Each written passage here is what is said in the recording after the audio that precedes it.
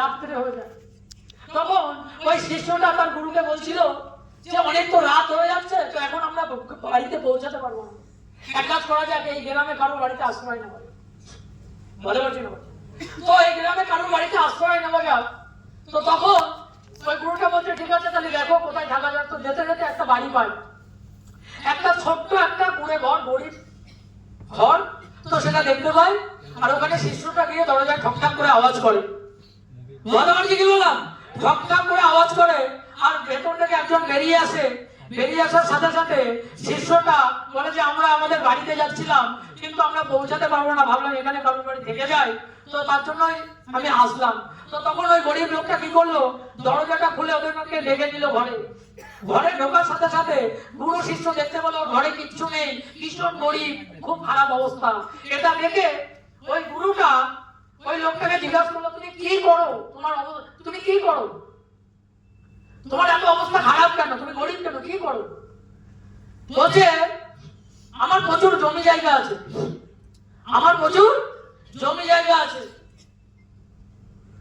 তো বলছে তোমার এত জমি জায়গা আছে, তারপরেও তুমি এত গরিব কেন? বলছে আমার যে জমি জায়গাগুলো আছে সেগুলো চাষের উপযুক্ত না, গ্রামের লোক বলছে ওগুলো চাষ করা যায় না, ওতে ফসল ফলানো, ওখানে কষ্ট করা আর ভস্যে ঘি ঢেলা। বলছে এই জন্য আমি ওখানে আর চাষ করি না। বলছে তাহলে তোমার চলে কি করে? বলছে আমার একটা গরু আছে, ওই গরু দুধ বিক্রি করে আমার চলে যায়। তো এই কথা বলে সবাই কি করলো, রাত্রে ঘুমিয়ে পড়লো। আর যখন সবাই ঘুমিয়ে পড়লো, তখন গুরু আর শিষ্য উঠলো, উঠে গরুটা নিয়ে চলে গেল। যখন গরুটা নিয়ে চলে গেল, তখন শিষ্যটা গুরুকে বলছে আমরা কোনো ভুল করছি না, ওই লোকটার তো এটাই সম্বল, এটা যে নিয়ে যাচ্ছ এটা মনে হচ্ছে ভুল হচ্ছে।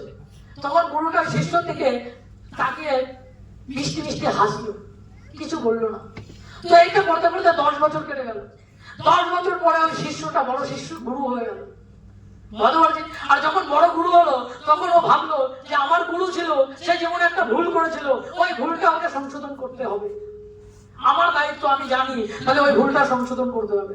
এই সংশোধন করার সময় 10 বছর পরে ওই শিষ্যটা যখন ওই আবার সেখানে যায়, আর সেখানে গিয়ে আর চিনতে পারছে না, দেখে বড় মহল, সামনে যে জমি জায়গা ছিল ফসলে ভর্তি।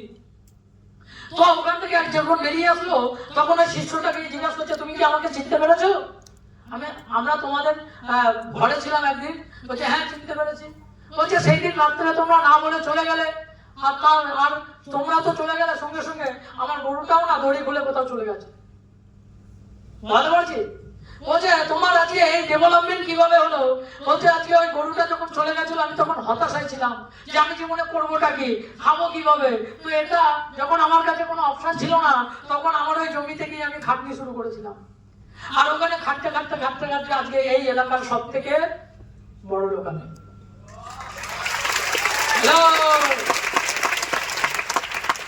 জীবনের সেম আমাদের মধ্যে ওই রকম জমির মতো অনেক কিছু আছে যেটা আমরা কাজে লাগাচ্ছি না, আর ওটাই হচ্ছে জীবনের ইচ্ছা, চাহিদা, প্রয়োজনীয়তা। এটা সব থেকে বড় জমি, এটা আমরা ভালো করে চাষ করছি না, এই উর্বর জমি, এটা